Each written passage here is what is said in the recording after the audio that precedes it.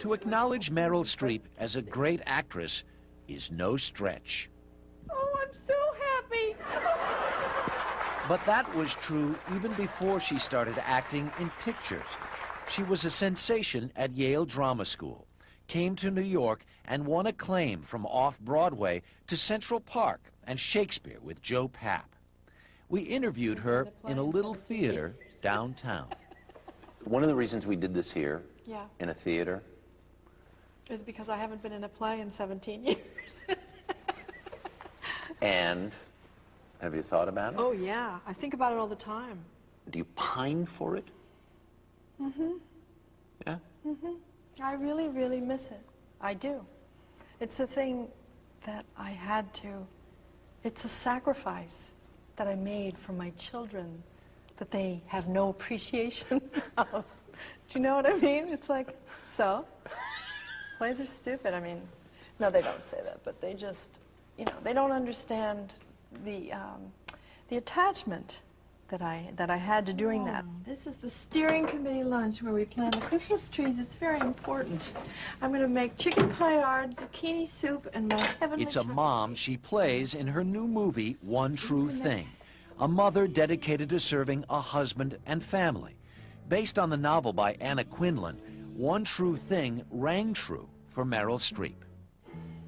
I've always wanted to do a movie about a mother that was honest about what they do, what they do to make the world wonderful. I'm home for a while. I took some time off from work. Home where? Here? Well, what about your job and your little apartment? Well, I'm and going to work from here. So, Streep knows don't worry it's a about it. wonderful 27 role, minutes. and no, oh no, so rare. Not to play nursemaid to me. oh, Mm-mm. no, that's not. Oh, I don't need it. Man, you'll hate me. I'll just make you some dinner. No, I want to stay. Older women are terrifying to everybody in the culture. So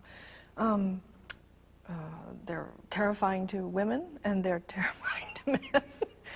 And they're of no interest whatsoever to young men and, you know, teenagers. And so it's difficult to find that niche which tells a true story about a fully dimensional woman and at the same time is screen-worthy and going to bring people in to the theater.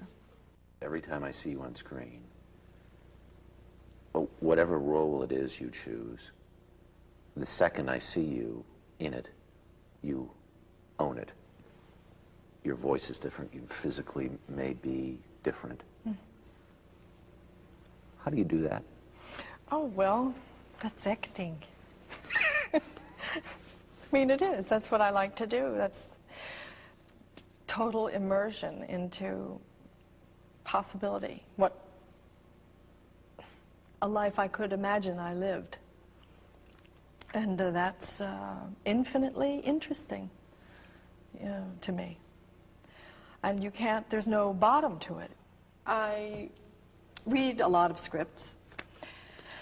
And my heart starts to race at some point when I have when I read a character that I want to do.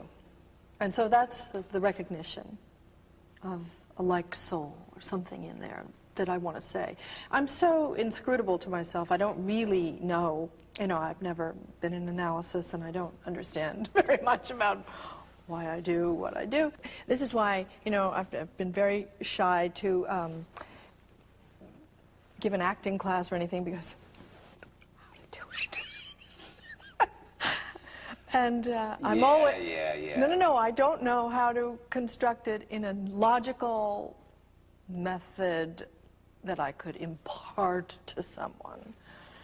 I think a class given by me would be something like, well, you know, you just kind of like feel it and, you know, just trust yourself and all the stupid platitudes that, you know, don't help.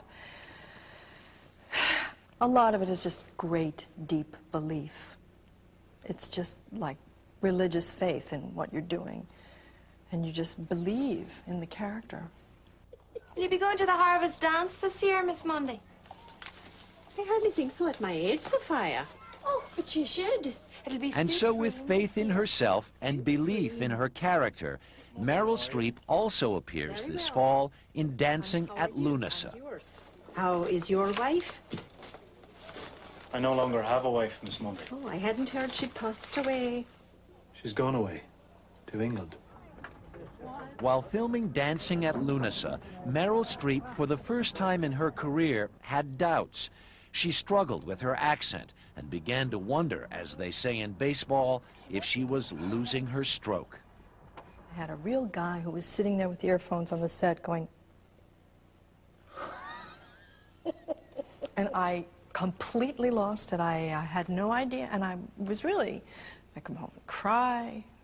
Nobody was with me, you know, everybody was home, and they didn't understand, you know. My husband said, well, what do you mean you can't do the accent? It's like, oh, Yes, even the consummate actress knows some frustration. But what truly irks Streep is the literal and proverbial back seat Hollywood often tries to shove women into. Our job now, ladies, is to put our heads down and to hold our hands out and work like mad for all of our girls. To put their stories and their dreams on the screen where they're important. And if film reflects the culture, how about this? Time magazine's recent special issue on the 100 artists and entertainers of the century. Film critic Richard Schickel praises Brando, Olivier, Cagney, and Pacino, but not one woman. You know, your heart curdles if it's what you do. I would like to have had one lady mentioned, you know? Katharine Hepburn. Did she live? Did she exist? Did she act? Betty Davis, maybe? Maybe somebody. Vanessa, maybe? Or for I that think she matter, just did. Meryl Streep. I Her don't know, portrayals, it's too, very- leave an indelible imprint. Thank you for your concern.